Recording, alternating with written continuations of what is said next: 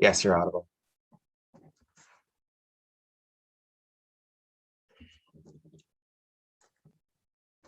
Sorry. Please ignore the messiness of the shelf behind me. I don't know how to blur out the background, but it's fine. It's aesthetically pleasing.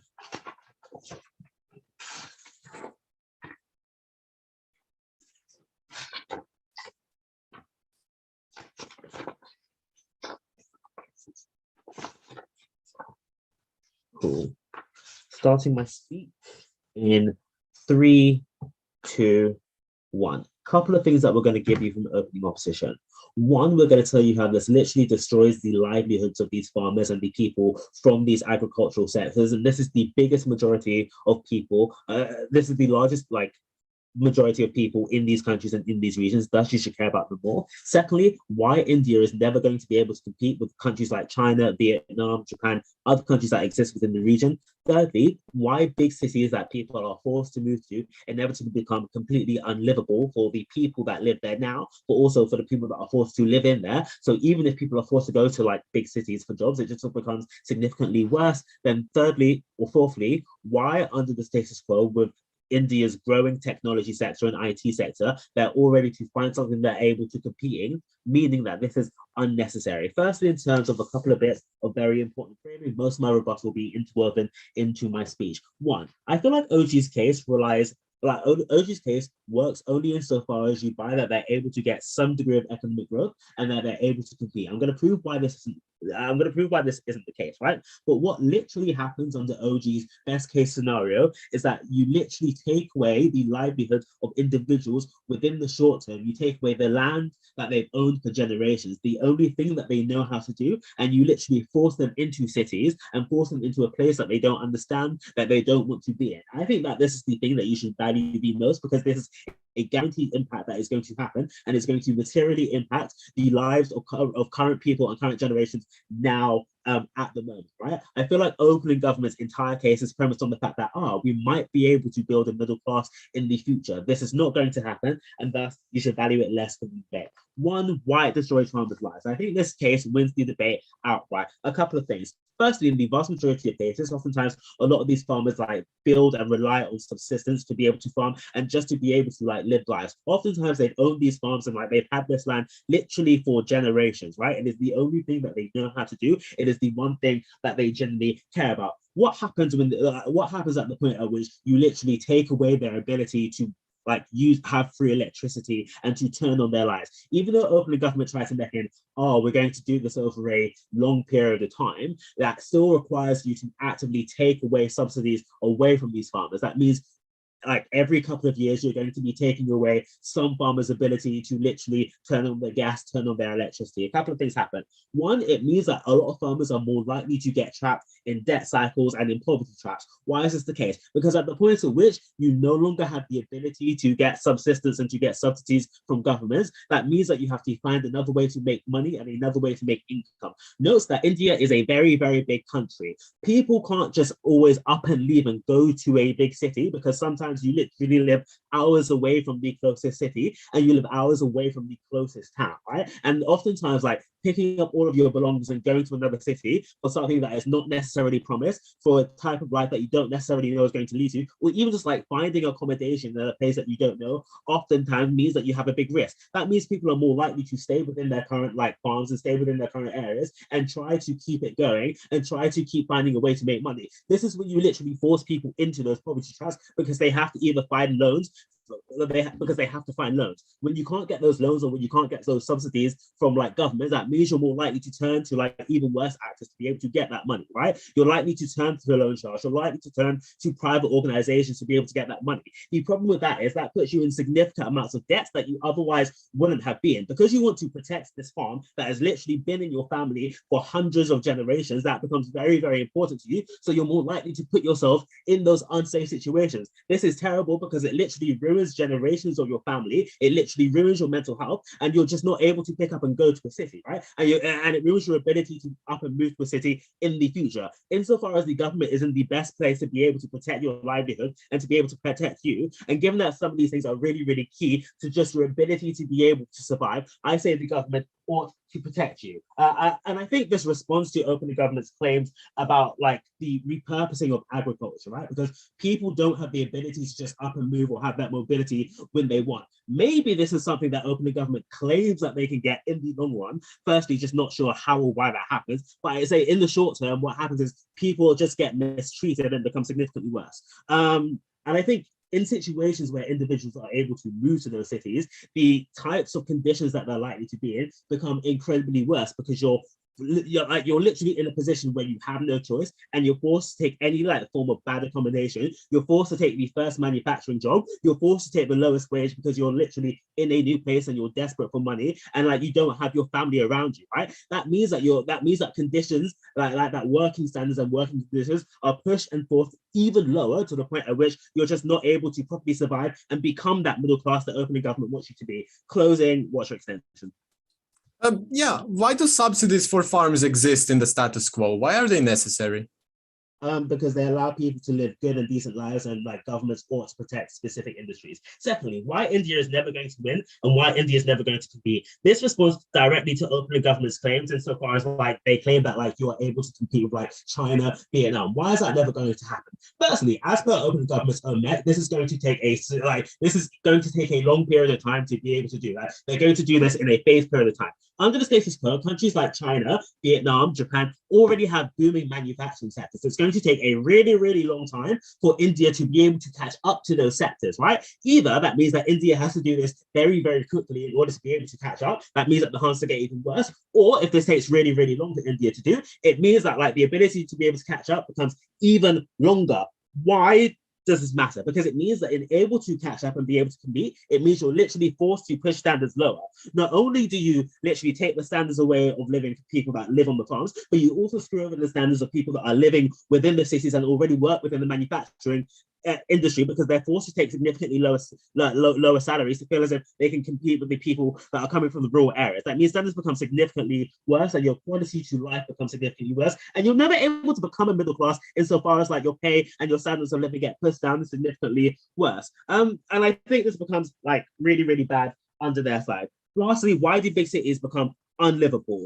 Most manufacturing sectors exist within big cities. At the point at which more people move into big cities and businesses want to capitalize off that and make money, that means that they're going to like push down standards. That means that you're literally going to have people living on top of each other, buildings literally existing on top of each other. That is really, really bad. We say, at least on our side, you have the tertiary and the IT sector, which already exists within India that they're able to capitalize off and doesn't literally force you to move away from your land, from the thing that you love. We say this is a bad idea, don't do it. Opening up. We thank the Leader of the Opposition. Call on the Deputy Prime Minister. Hello, am I audible? Yes, you're audible. Okay, I'll wait 2 seconds to see if I'm lagging, and if you can confirm that I'm not, I'll just begin. I think argumentation from OO is pretty much stuck 20 years in the past, where China was the biggest manufacturing hub, where they weren't having an increasingly higher middle class that was just moving away from manufacturing because they just don't want to live on those wages anymore, because they got higher education and now want to work in tech, or they want to work in accounting or anything else. That's why their analysis is outdated. We win this round. So first of all, I'm going to have some extraneous rebuttal. Then I'm going to do some weighing and reaffirm what our case was saying. So first of all, extraneous rebuttal. I'm firstly going to interact with the second argument provided by OO. They essentially tell us, oh no, this is a saturated market. You can't compete with China because they already have a booming manufacturing industry. First of all, context. China did have a booming manufacturing industry. It still has the capacities to have a booming manufacturing industry, but now don't have the people willing to work in those manufacturing industries because people now received higher education. Now they have more money and aren't willing to work on the same wages. So that's why they're moving away. That's why Vietnam can even enter the market, because now China is outsourcing its manufacturing business to Vietnam. Similarly, there is overall a growing demand for manufacturing business in general. So even if this context that we we provided about how there is a gap in demand wasn't true, there is going to be a gap in demand in the near future. Why? Because as more and more people are getting out of poverty in developing nations, they start wanting products that they can consume. That means that they need better clothes, they need like bandages or anything like small parts that then transform into cars and so on. So the manufacturing industry becomes more and more needed, and there's a higher and higher demand as people from developing countries get out of poverty. So this demand is only going to increase. So there is a gap that India can fulfill. Moreover than that, they should do it now while they still have a comparative advantage. Because notice, their analysis is like, oh, but other African countries are also trying to get into the market. Yes, the difference is that one, India has the unique opportunity to do it now because they have enough disposable income as a government that they can invest into these specific resources, especially if they cut down on subsidies from farming. Why? Because they have like a very disproportionate distribution of funds, right? Like they have super highly educated people that work in tech and that earn a shit ton of money, and they can tax and get that money into the public budget. And they have people who are literally starving while working in subsistence farming. This is important because that shows we currently have the funds that we can redirect into getting those poor people out of poverty and into the middle class. But that's not going to happen in the future if we don't invest into them now, because that money is going to be less and less important comparatively if you wait longer, because other countries are able to develop their own manufacturing industries. Crucial time frame argument that missed. They're already very behind in this round. Okay, so what did we provide? Because notice, team opposition tells you, we don't think it's reasonable that this is going to work, thus all of OG doesn't stand. But they never gave you mechanisms on why we can't have economic growth through manufacturing. First of all, like there are two preconditions to have manufacturing. If these are proven, OG wins clearly. First of all, do we have the resources to kickstart the manufacturing industry? Clearly, I already talked about the disposable income of the Indian government, because they have this discrepancy of income, so they can take like from the IT sector, tax it a bit more. They also have a lot of disposable income just from all of the subsidies that they give to farming that they can reinvest. There's already enough money. But if you move to manufacturing, you're going to get even more money to kickstart this from two sources. First of all, foreign direct investment from multinationals that are looking for higher production. Notice, multinationals see the fact that there is higher demand from developing countries, so now they have an incentive to like find workforce who can manufacture those things. What that means is that they're going to invest into producing factories, building roads, and housing for the people who are willing to get into the market. If India shows interest and is trying to get the poorer people into manufacturing, foreign direct investment will come from multinationals. But secondly, very important, we think a lot of investment can also come from neighbors like China, who are currently investing a lot exactly in like the west side of China and going in that direction in infrastructure and in building up new manufacturing hubs, specifically because they also need a lot of resources. They also need the manufacturing things that are being produced. That means massive sums of money coming from one, like probably the biggest economy that we currently have, that India can only use now. Because if they wait, then they're like the Belt and Road is just going to surpass India and move to other nations, and those are going to become the manufacturing hubs. That's why it's important for them to move away now. So we have the resources to kickstart things. That means that people can also move from their rural area and from agriculture into a new industry of manufacturing, because we're able to give them higher salaries, we're able to give them grants, have smaller housing prices because we're able to build the housing. That's what investment can get you, but only right now. Now, the second thing, will this bring return on investment, and will this grow the Indian economy? Before I move on, I can take CO, if not OO. Okay, OO. OO. Why do you need to take protections away from farmers and make their wages fall to zero to invest in the manufacturing firm? Right. First of all, because we need the extra money that we get from the agriculture business. Secondly, because we think that, okay, I'm going to weigh this up immediately. So what was I telling you? I was telling you that we can get a return on investment from manufacturing. One, because of the higher demand I keep talking about. Secondly, because at some point, agriculture will start to fail, because it can only, like it caps at some point because the land can't produce more food. Moreover, my colleague already preempted that you can't go further and you can't have economic growth through agriculture alone because no other country is willing to buy the produce that you're producing because they already have their own agriculture industries that are heavily subsidizing. This is a market that you cannot develop on as opposed to manufacturing where you can. That's why you get more people to buy things from you. Moreover, an entire argument on middle class buildup and how they can create consumption ignored by OO. Let's weigh things up. So what they tell us is that people lose their livelihoods because they can only work in farming.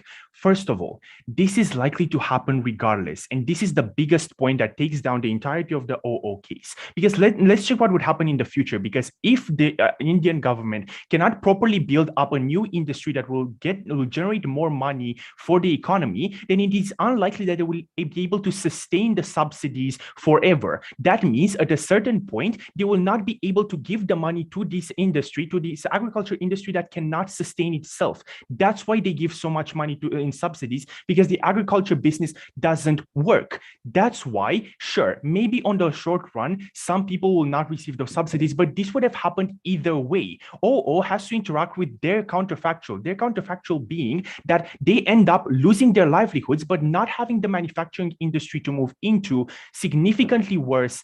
OG. Right, we thank the Deputy Prime Minister, call on the Deputy Leader of the Opposition to close off the front half of this debate. You're here. Hello. Okay. Trigger warning. I will be using economic words. So if anyone is uncomfortable with that. Okay.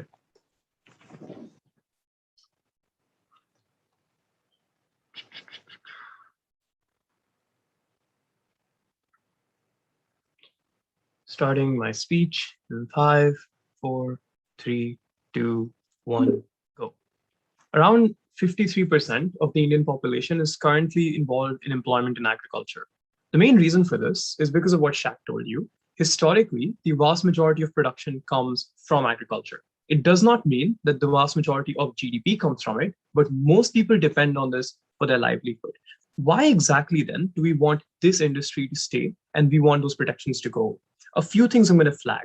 First of all, we don't actually have to oppose manufacturing sector growth. We also don't need to prove the manufacturing sector is bad. We need to prove that the money that you are going to spend will be badly enough used that it will be effectively not getting the gains required to outweigh the horrible harms on our side.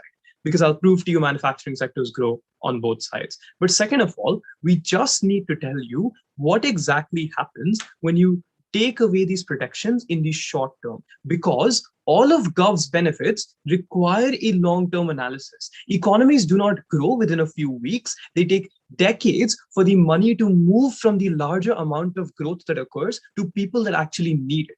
If this money moves in the short term to people who are middle class or are richer, this money needs to then trickle down to those at the bottom, those workers whose protections you took away, for there to be any meaningful growth, even if the GDP number rises. Those are the two important clashes in the debate. That's what we're going to win on. The first thing they tell us is agricultural sector is very unstable. You're going to have no growth. Okay. 4 reasons agriculture is more sustainable in the long term.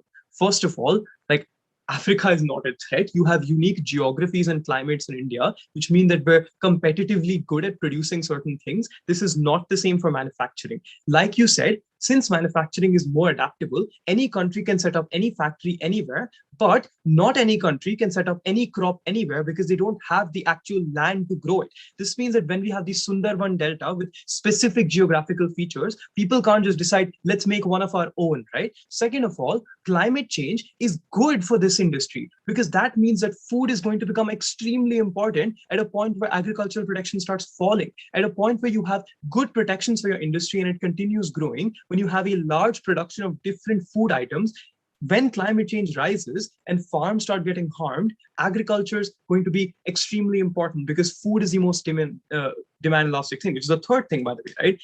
Food is extremely demand inelastic domestically and internationally. Manufacturing pegs you completely to the demand from other countries, which can change the second you stop being competitive because it's so hard to compete in the international market. There are hundreds and thousands of people, but in the domestic market, the thing that matters the most is raw materials. That always needs to be bought. People need food every day, which means that even if you don't get more money, you get consistent money. And finally, on their point about weather, right? First of all, there's so many new advancements in technology which make crops resistant to things like not having enough water. There's drip irrigation that can be worked on. All of these improvements make like crops not so dependent on weather in the first place. You have buffer stocks which you can keep from your first season to sell at the later time. There's 4 different like time periods within a year which you can grow, even if one of those messes up, you can do the other one, and so on. Thus, agriculture can grow and will grow if you keep these protections. So what happens then to manufacturing? Why do they not get anything on their side?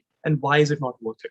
First thing that happens in manufacturing is the government makes horrible decisions. Note that this is exactly what's happening in India right now with the Make in India bill. The government is telling farmers, we're not going to give you protections. We're going to take that money away from you. We're going to reduce your subsidies, and we're going to invest in manufacturing. What does this do? 3 reasons the government will waste this money completely.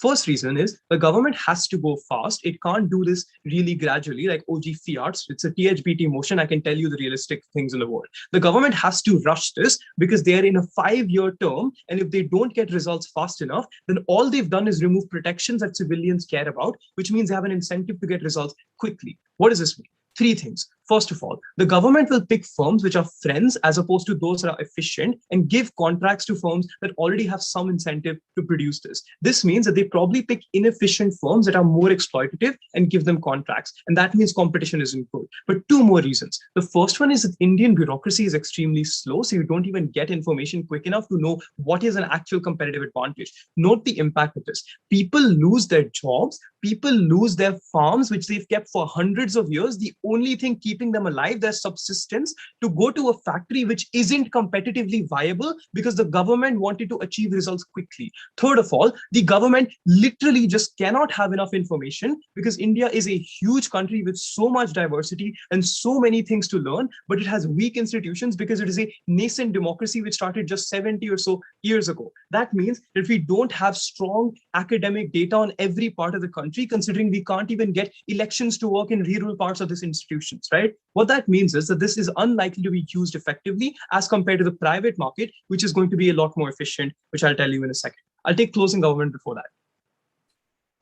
Why aren't those things symmetric? Why aren't the subsidies in the status quo done bad for farming, preferring old firms that exist, etc.? It's been 70 years. 53% of the people in the country live in agricultural areas. Third of all, these are protections, not subsidies that invest in growing things, right? These look like stopping you from being exploited by your owner so that you don't get pay. This looks like free electricity, which is just providing utilities, not growing an entire industry. It is support, not growing an entirely new sector, right? Third of all, the thing that I'm going to tell you is why it's so it is absolutely impossible to have any competitiveness on their side, like why the economy grows on our side better. So note, what Shaq has told you is that, weighing, right? That's what I'm going to tell you. So even if you grow the economy, why will this never trickle down on your side? 4 reasons this will not trickle down fast enough and why this will cause tensions instead. So why it will cause tension is because you have crowded out good private firms and you've done a huge amount of things that are extremely harmful to a majority of population. Why do you think the farmers' protests are going on? It's because people's livelihoods have been taken away. This means that, first of all, it's likely that citizens will simply vote this policy out in their state governments, which means it won't be coordinated across the country and make it hard to implement. Second of all, if they don't vote it out, they'll simply not cooperate, which means that they'll likely have violent attacks against the government, and not even violent, simply protests which need to be cracked down on. This instability reduces not just the trust in the government's policies, but also it harms people's everyday lives because they spend 9 months of their life trying to get it to not work, and then they lose huge amounts of money and effort because of that. We think that these protections are the only thing keeping the Indian farmer alive, and we think that because India is already growing, like Shaq told you, because all of the incentives that OG tells you to invest in a growing market are symmetric, we can have growth on both sides of this debate. We should not take money away from the people that need it most to the people who cannot use it and have no capability to grow an economy. Very proud to oppose. Right, we thank the Deputy Leader of the Opposition, call upon the Member of Government to open up the second half of this debate. Hear, hear.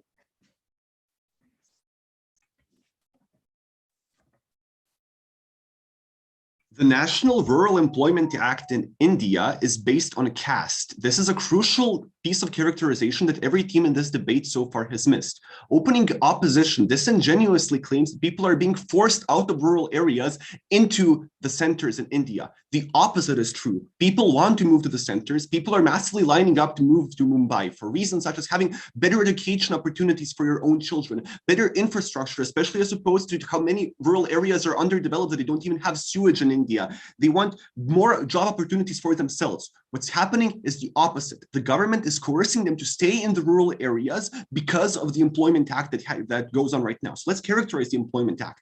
At the point at which the Rural Employment Act was put into place, there was not enough job opportunities for those in the untouchable caste in India because of cultural reasons. Therefore, to keep them employed, they propped up a dying industry, agriculture, in order for them to have a job. Not only did this prevent them investing into sectors into which people actually want to go and not into an artificially invested sector, it also made people who choose to go for this program internalize the idea that they can never have upward mobility. I think both teams in the opening part of this debate conceded that India is growing and there will be more job opportunities in other sectors regardless of who wins. But if you internalize the idea that because of your caste, you should be employed in farming, you will never aspire to anything else regardless of your personal economic preferences and your personal economic skills. So speaking of the characterization by opening opposition about this industry, they basically concede that it's a dying industry. They say, yeah, we don't care about this because of GDP. We just care about the fact that people rely on it for their income right now. So if we prove to you that the people themselves, the workers, will be okay and will not lose their incomes, will not lose their livelihoods,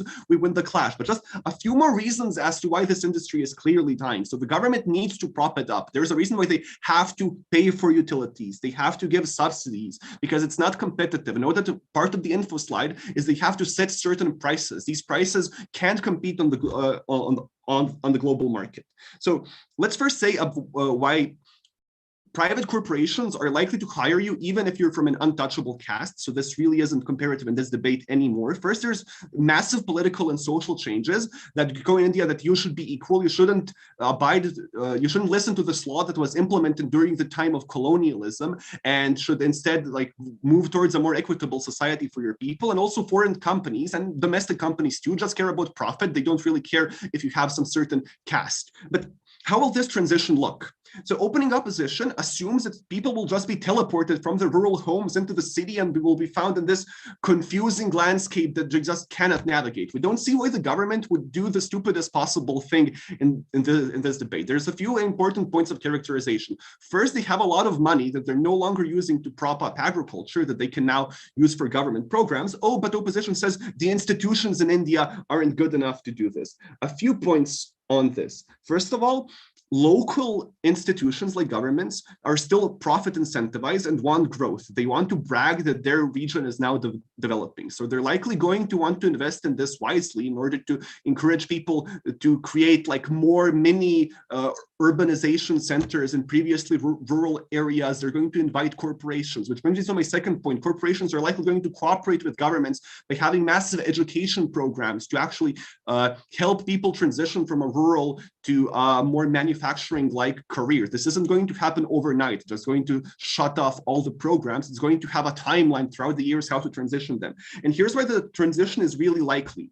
It's really likely because for the manufacturing sector, you need to have high levels of education. People need to know how to handle machines. People need to know how to monitor machines. You need to have quality control over what happens. And you also need to have synergy with the rising IT sector that invents new products, new technologies. So corporations and governments are both incentivized to take people and actually teach them how to operate these machines and to have them a more streamlined transition into how to actually adapt to this market. So let's resolve the urbanization clash and tell you what's actually going to happen when they go to urban sectors. OG just says wealth creates more democracy. We go much in depth. You're going to have access to more unions because in urban sectors, in urban areas, you have more influence of local political parties that advocate for labor. Know that the hugest labor protest in India happened a few years back, in the world, not just in India. So you're going to have more people to talk to about your workers' rights, and there's more people working within a factory, within a certain farm, so you can band together and actually advocate for your rights. You have more access to education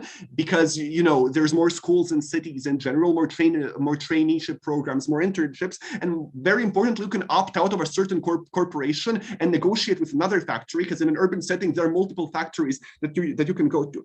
Very important point in this debate, women's rights. If you exist in a patriarchal culture, such as in India, and if you're on a farm, you're basically completely subservient to your husband and you can't leave because you're trapped in your career, especially if you're part of a certain caste. On the comparative, there are women's shelter in cities. There's a growing progressive movement in India that's not a Western import, but it's actually grassroots. I like to find other women who are going to be in similar situations, who go to protests, who raise awareness about rape in India, making you more likely to have more autonomy as a woman. Before I go on to talk about why manufacturing will be more competitive, which wasn't like completely bridged by open government, I'll take a point from OO. Why do you think that within the 5 years that the government tries to take all this money and move it, these people will be benefited more than they'll be harmed?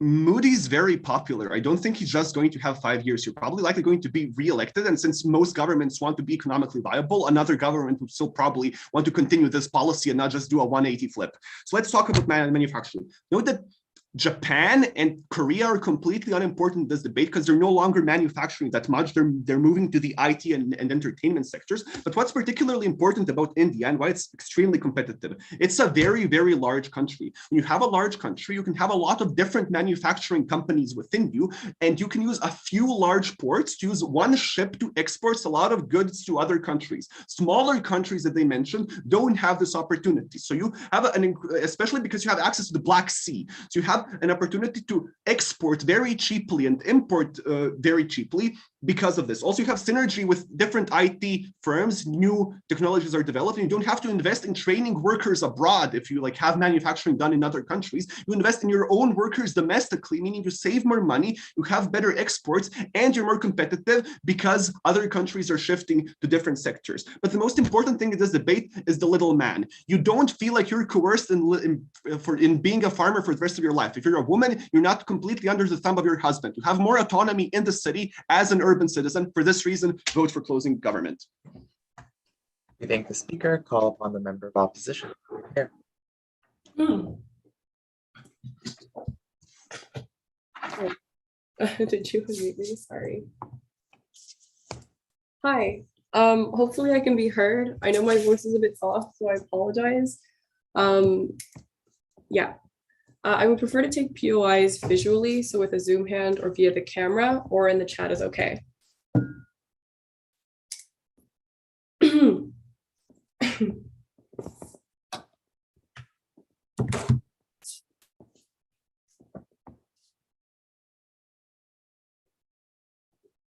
A lot of the government case is predicated on the fact that if you can get more manufacturing plants and more factories into India, people will be able to go there and meet that demand and actually fill in those manufacturing jobs, and that'll make them wealthier. I'm going to start off the speech by casting doubt on the fact that people can just leave to go to these manufacturing sectors in the first place, and talk about why the growing middle class is an unlikely reality, even if people do leave to go to cities. Then we're going to take government at their very best case, in the sense that, let's say the factories come, let's say people go to those factories, and let's say that the government is competent in this process. Why is the artificial inflation of manufacturing sector really bad compared to the natural expansion of manufacturing in India? And I'm also going to be giving more characterization as to why it's the case that India cannot compete with much cheaper labor that is elsewhere, for example, in Southeast Asia, for example, in Africa. So beginning with why people simply can't just leave farming to fill in these manufacturing things to achieve this fantastic dream of wealth that government paints. Because notice that a lot of people in India who currently do farming do it for both subsistence and export their surplus. So it isn't the case that people are only in farming because they want to make that money, given the fact that it's not that profitable, such that these subsidies exist in the first place.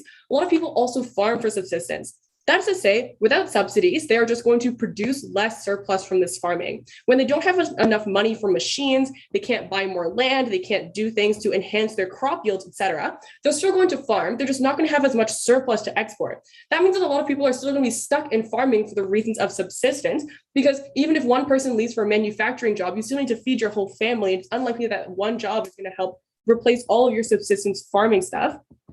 So that means that you just reduce people back to subsistence farming, put them in even worse positions than before. It isn't the case that everyone can just leave to cities, and this is much better analysis than what we heard from opening opposition. Now I'm going to talk about why the growing middle class is an unlikely reality. As opening opposition talked about briefly, there are terrible conditions in cities. There's a lot of uncertainty as to whether you can move your whole family there, as to whether you'll get a stable manufacturing job in the first place, given the amount of competition that government says that there's going to be, etc. There's a difficulty of going to cities in the first place, whatever. All of this means that the situation is going to be very similar to what has happened in China, where a lot of the elderly and a lot of the children are left in rural areas that previously had agriculture when the parents go to major cities to do manufacturing. This has a whole bunch of issues, right? This has issues, for example, the lost generation of children who grow up without their parents. This talks about unregulated education systems that fill in for parents in the countrysides. But what's also important is that these workers who are in the cities are sending all of the money that they earn from manufacturing home instead of getting wealthier. So it isn't the case that families just build up more money in their savings and become gradually wealthier. It's that you put families in very difficult situations where now they have a way to make money, but no way to save it, not any way to actually get wealthier, just a way to get another job, right?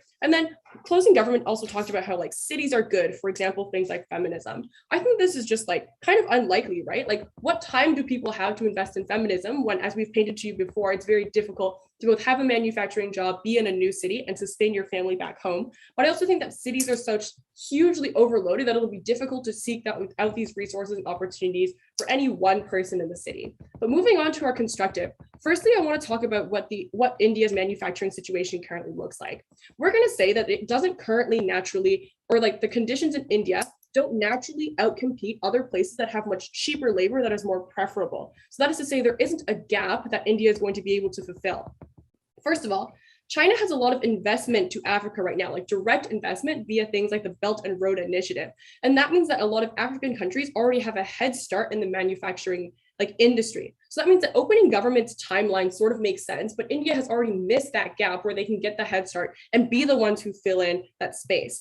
Another thing is that China just won't invest in India, right? Because they have less political power over India. It's much bigger, whereas they're more able to exploit and manipulate smaller African countries to their own benefit. But also China has a lot of existing tensions, for example, border tensions with India, which just means that India isn't the next person to fill in that manufacturing gap, even if China moves away from manufacturing. We would also say that India already has more advanced industries as well. So comparatively, they're more difficult to exploit in the status quo compared to other Southeast Asian countries or African countries that we think companies would naturally prefer to move their manufacturing sectors to.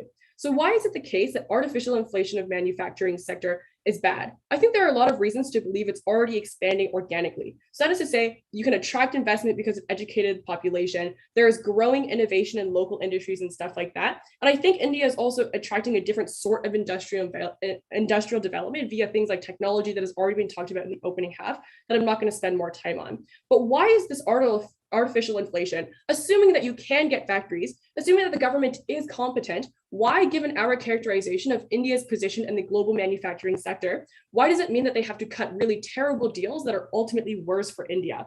I think three things happen. First of all, you get the establishment of multinationals. Notice that you have to outcompete other places by offering cheaper labor or better conditions in order for those companies to choose to put factories in India. So, before that happens, I'm going to take the POI from OG.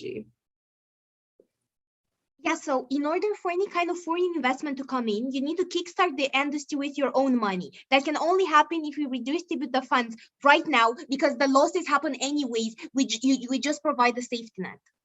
Yeah, so what I'm arguing is that we don't want that foreign investment to come at such a high speed and so randomly at this amount of time, but also artificially injecting money to attract foreign investment is really, really terrible because that's going to lead to hugely non-profitable subsidies. So going back to my construction then of why this is going to lead to the establishment of multinationals. Multinationals are the ones that are currently in the positions that have enough money to open a new manufacturing sector in India. They're the ones that have the access to greater markets. They have enough demand to warrant building another factory, et cetera, et cetera. This means that in order to attract these multinationals to come in, or to attract anyone who wants to build a factory, then the government has to make these huge, very non-profitable subsidies that are worse in the long run. So they need to attract these companies by offering much cheaper land. They need to give tax breaks. They need to build infrastructure to the debt of the Indian government in order to justify these factories coming to make it profitable for them. And this is very difficult to recover from, right? Oftentimes, things like tax breaks are in very, very long-term contracts, which means that the profits that come to these factories don't even actually make it to the government in the long term, or you have a very one-term huge loss of money, for example, when you give away land for a very cheap price, right? I think this also means loosening of oversight and environmental regulations. So you can allow wages to go down. You can allow companies to pollute more, or allow companies to find convenient places to put waste, i.e. burying it underground where the radiation is going to reach generations, hundreds and hundreds of years into the future. This means making really worse conditions for Indian workers in order to artificially attract factories, which we think is going to happen anyways, at the expense of people who are still in the rural populations, very proud to oppose. We thank the speaker for their remarks and call upon the government whip to close off the government half of this debate. You're here.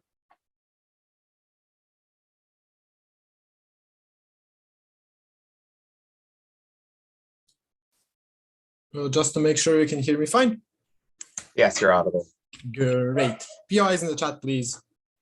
And I can get started in 3, 2, 1. Panel, 2 major questions in the debate. 1, what is a more sustainable economic plan for India in the long term? Secondly, weighing our extension and upward mobility and why it's important wins the debate. If you hear a dog, I'm sorry, he's kind of stupid. Let's go through this. 1, why is farming not long-term sustainable? Look, I think that the point here is that the DLO tried to defend this, right? DLO tried to say, India has some like unique climate change, climates and geography that helps it. Sure, but 1, that does not even respond to open government's claim. But secondly, is then in tension with the rest of the continuation of that same point when they tell you, hey, look, do you know how this climate doesn't matter anymore because we have technological advancement? Meaning that other countries cannot compete you on this, right? Because you can invest in seeds and crops that are more resistant to weather, etc. Sure. Secondly, they might say food demand is constant, but so is the demand for clothes, which have to be manufactured. So is currently the demand for phones. And also the thing is with manufacturing is that your factory can transition into other things, right? If you're making something that isn't that profitable, you can just buy a couple of new machines. You can train people in a couple of months to even faster to learn a new thing and produce that new thing. If you're not competitive in the international market on farming and you're a farmer, there's not much else you can do. But thirdly, recognize that as OO says, and this is genuinely true, is that these farms are very personal. These aren't like huge farms with a bunch of people and working there. These are like more people that have their own farm and then they sell the surplus, as CEO says. Why is this important? Because this means that you are not going to have the money and the capital to buy fancy machines. You're not going to have even the education or the ability or the money to buy fancy seeds and crops. Why is this important? Because when O tells you people are personally connected to these farms, it means they will not want to expand. It means they will not sell their farms. It means they will not create one mega farm. What does this mean? This means you cannot be competitive on the international market because you do not just have the amount, you don't have big enough farms that can afford the best equipment that can afford the best crops and seeds, but you have a shit ton of small farmers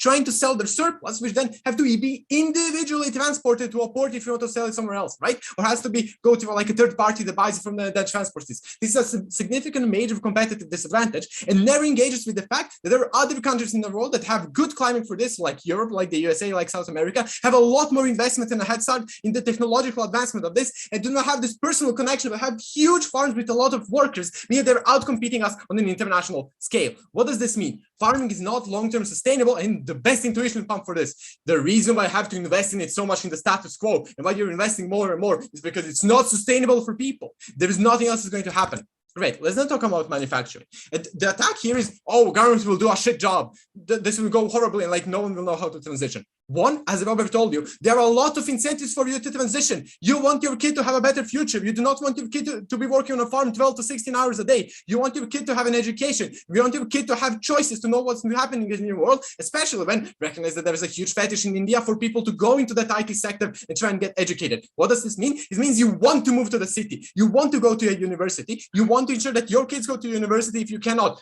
Because even if you are the one working in manufacturing, you're hoping that your kid can make it into the IT sector in the future. But secondly, governments are re-elected on a 5-year term. And even if Robert isn't right and Modi doesn't win, which I think he obviously will, the thing is that this means you do not want to fuck this up entirely. This is a huge change, going to be a huge talking point, meaning that any kind of corruption scandal, any kind of bad decision is going to be on your back and the reason why you lose the next election. You're not going to rush the way through in 5 years. And you come in and say, okay, we are removing like this subsidy. We're going to give you this money to be requalified to work in manufacturing, right? Or we're going to help you have some subsidies and protection to like go into these manufacturing jobs that are happening in cities, right? Recognize that to the extent that as long as politicians want to be re-elected, we will ensure not to fuck this up. The reasons why politicians can do corrupt things is because they believe they will not effective. But this is so big and connected to such a large part of the population that you cannot afford as a politician to do this in a shitty way. You have to ensure that this goes well. Secondly, let's talk about competition with Japan and China. I think I'm just reiterating stuff here at this point. But here's the thing. I think Robert gives you a crucial analysis talking about why we can outcompete Africa, why we can outcompete South Africa and Vietnam, etc. Why? Because even if they have marginally lower wages, because China is investing in them for some reason, they do not have the scale that India has, because the money that they save on wages, they lose out on the fact that in all of those countries, you can have like 1 or 2 different manufacturing industries, 1 or 2 goods that you're producing, because you do not have enough people that are needed to run large factories. In India, because you have like you can have like a couple of ports that go into the Mediterranean Sea, that have connections with all of Asia, that have connections with Australia, etc. But that means that all of the goods from inside the country can be funneled into those ports, meaning that it's a lot cheaper for you to transport those goods all around the world, meaning that you're not confined in one sector or 2 sectors, you have multiple sectors, meaning that if you're expanding and you're trying to see where you want things produced, it's cheaper for you to choose India, even if it pays slightly higher wages, because it's cheaper to produce because of the transport lines that exist. Before I go on, opening a position, POI. You realize that the entirety of Southeast Asia is also connected to the ocean and can easily transport things. Yes, Vietnam has 99 million people and India has more than 1 billion. That's the connection, because you want as many factories in one place, because you're probably buying multiple products that you're trying to bring into your shop and that you're trying to distribute wherever you are, meaning that you want as many of those to come from the same fucking place so you don't pay for the ship 2 or 3 times. Great. Look, but also recognize the synergy that exists, because oppositions concede IT sectors are growing and exist by themselves on both sides of the house. What's the thing? IT sectors often require a lot of manufacturing, because you're going in research and development, you're trying to create phones, laptops, or chips, etc. And you're trying to make some kind of progress. You want to produce those things, right? Those things happen in manufacturing jobs. You need manufacturing jobs to create chips. You need processors. You need manufacturing jobs to assemble phones. Why is this important? Because the IT sector will be greatly helped by the fact that you have a manufacturing sector in your country, because it's not far away from you. It's a lot easier to produce domestically and not paying foreign workers from your own IT sector to produce your own product. You don't compete with like USA and Japan here, with that like you're trying to create the next Xiaomi, right? You're trying to create a cheaper option here.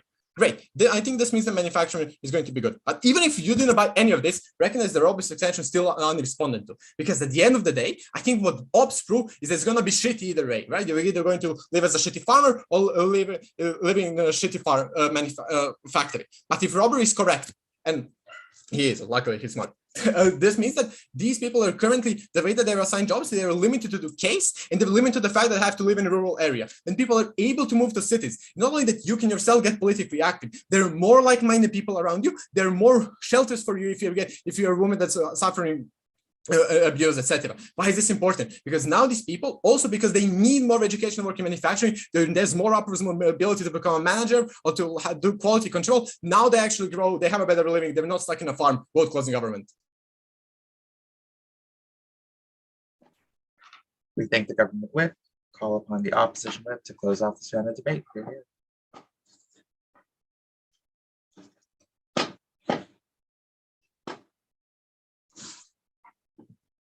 Can everyone hear me? Fantastical.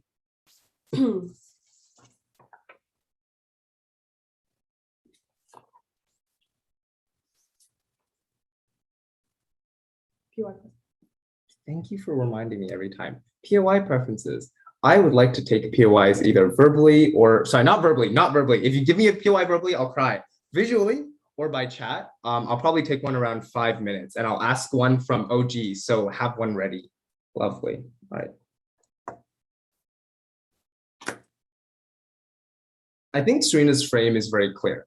It's that a lot of the benefits or capacity for growth that teams talk about in this round are likely to happen in the future in a longer time frame. The problem is that when you artificially expand manufacturing is also at the point in which you have to artificially create conditions for that to expand in the first place. It's the creation of those conditions and the entry of foreign entities in which we think is so massively harmful to the people of India that we cannot do anything but oppose. So first, three themes. Firstly, I want to talk about what happens in rural regions. Secondly, I want to talk about what happens to the manufacturing sector. Lastly, I want to talk about broader economic growth and the middle class. So firstly, on rural regions, right? How are rural regions going to transform? What is OG's world here? They say that FDI from multinationals is going to means that they're going to invest in basically building factory towns. They're going to build roads and housing, etc. Right? Serena tells you that it's not that multinationals are very fervorous to invest in India, but rather it's the other way around. Multinationals want to direct their investment in other ways. The only way for India to get multinationals is to attract them. So what that means is that multinationals don't have to invest heavily and put in these costly investments in order to build up factories. They can put a factory wherever they want, and people are going to have to flock to those factories and move to them. But also I want to note that often the reason why this is going to be built closer to cities and not near where people live in rural regions is because they have to be close to other supply lines in which they're able to effectively ship their goods out, right? If you live very far from urban centers, from trading ports, means that you have to spend a lot of money in just transporting your goods in the first place. Even if it is the case that you get factories built a little bit closer to rural regions, you cannot build a factory for every village. You're likely going to have a factory for every 50 villages. So it still means 49 of those villages are going to have to move people if they want to access the economic benefits of that factory. So it is very, very unlikely that you're going to get any kind of FDI to build these factory towns and that they're going to be built in rural regions. Then what does CG say? In CG fashion, they knife their opening and they say everyone's going to move to urban areas and that's going to be way, way better. Right? But here's what Serena tells you, is that they can't leave for a variety of reasons. And for the very reasons that OO tells you that it's going to be very hard for them to leave is often the reasons why it's impossible for them to leave. But Serena also tells you, even in the events in which they can move one person, they cannot migrate their entire family. Why does this outweigh OO? It's because OO says that people up and leave and that's really bad. But what they engage in is the minority of context, because it's a minority of people who can actually leave rural regions to go into urban regions, right? CO gives you what actually happens, which is that there is no mass exodus to cities, but rather that many people are forced to stay and are left behind. And even those who are able to leave, they're often forced to leave behind their families.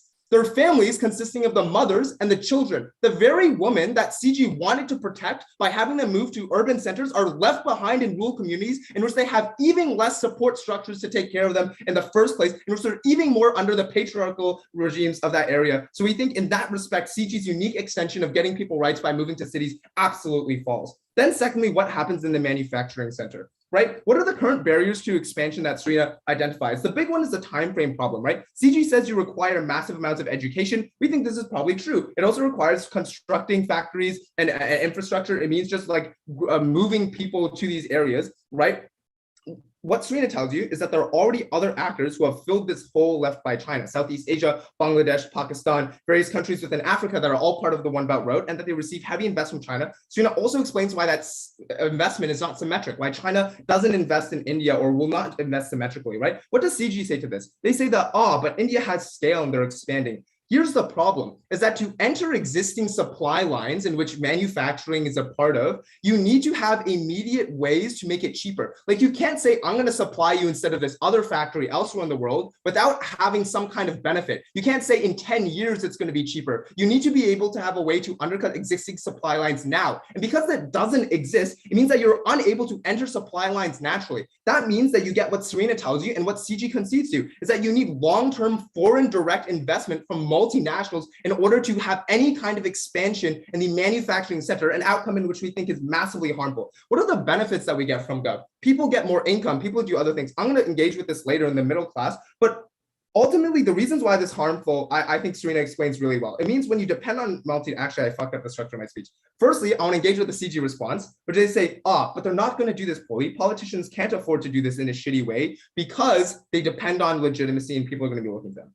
I think this might take down the OO analysis, in which OO's analysis was that bureaucracy and the government's going to be incompetent. So maybe the government's not going to be incompetent. But what Serena's extension tells you is that it's not that they're incompetent. This is their only option to expand manufacturing. It doesn't matter how competent they are. They have no other choice. What are the harms of this? Serena firstly explains the harms of just India having to do terrible things in order to convince companies to come in the first place. But also note that multinationals bring their own set of harms when they come. They often monopolize these industries because they're able to, when they build such mega factories, are able to produce at such a lower cost than other local actors. So it's not just about exporting to the global market. It means businesses that previously produced for local Indian demand, which there is a lot of because India's a really big country, right? Now also get outcompete by the multinationals that come in. You essentially monopolize these industries and drive out local business as well. And the reason why that's harmful is even if you can offer slightly higher wages to some people who used to work in agriculture, all of the excess profits don't go to local Indian businesses. They get sucked up by these multinationals and sent to other countries, both stunting the development of regional Indian economies, but also just ultimately leaving people with less options for things like finding a job that has actually good working conditions, right? The comparative here is that, actually, I'll take a POI from OG before I move on. Yeah, so if corporations come in anyway, OG at least allows people to become a critical mass vote and have a say on how this happens. I don't know how you're going to defend not having corporations coming anyway, because there's just isolationism, a bad idea. So that's the comparative that we're about to talk about, right? So that's what happens on your side of the house when you expand now. What Serena tells you on the comparative is that later, because manufacturing is not India's only option for economic growth, later at points in which you have even more local demand, you can have growth from local Indian manufacturing plants that satisfy that demand. They're able to now export because they have larger economies of scale. Yes, you can have some more investment from foreign direct actors, but at that point, India is going to have a larger industry. It's not going to have to depend and like coax companies to come in, and it's going to have a more developed other businesses that can actually compete with foreign actors at that point in which you think it's much better. Lastly, on the middle class, right? So opening government says that you grow a middle class because you have higher income. Two things on this. One, you have low wages because actually multinationals don't give a shit about giving livable wages, right? And often means that they don't have to compete with other companies to give livable wages, so people get very low wages. Secondly, is that all the additional income that you get, Serena talks about, is actually sent back to people living in rural regions to replace the fact that they left. And that means that people who are now living in cities and working in factories barely have enough to take care of themselves, let alone enough to take care of the people that they left behind. On all accounts, this is preposterous. That's such a weird word. Something conclusion I'm proud to oppose. All right, we thank the opposition win. Thanks all speakers for an excellent round. If everyone could please leave the Zoom room and the judges and I will deliberate. Thanks, everyone. Thank you. Thank you. Just give me 1 second. I'm going to figure out how to stop the live stream because I'm guessing you probably don't want like deliberations. You know.